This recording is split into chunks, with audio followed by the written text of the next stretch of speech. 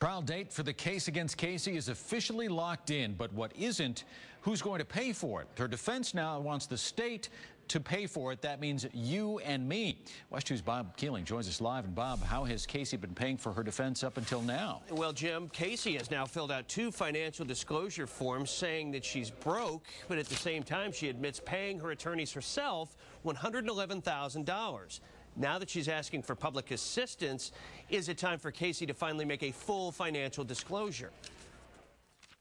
Twice now, Casey Anthony has claimed to have no money to pay for private attorneys. In July of 2008, she said she only had around $1,000 in a savings account, and this month, no money. In between, how did she come up with more than $110,000 to pay attorneys, almost 90 of which went to Jose Baez? And the public has a right to know how the private attorneys were paid and what their interests are. In her latest court filing, Casey disclosed that she paid the attorneys herself, but there's no detail. And Hornsby says Casey is required by law to disclose the source of those funds.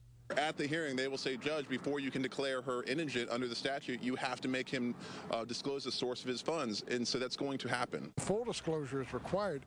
Public Defender Bob Wesley says the Justice Administrative Commission also requires defendants to disclose how state money will be spent, but only up to a point. There will be checks and balances on it, but there will not be a whole lot of visibility until after the process is over, because otherwise you'll be disclosing what steps you're taking to the presentation of your defense. If Casey is declared indigent, the mystery surrounding who is paying for her defense goes away. The simple answer is you'll pick up the tab.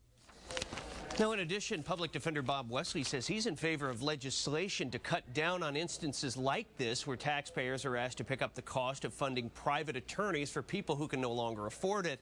You'll find out how all new at 6, Martha.